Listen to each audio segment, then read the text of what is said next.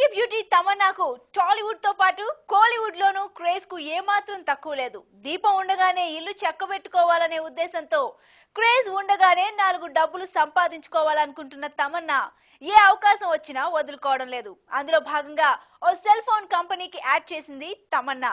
ఆ ad shoot లో తన అందాలన్నిటినీ ఆరబోసింది. ఆ యాడ్ షూట్ మేకింగ్ మీకోసం.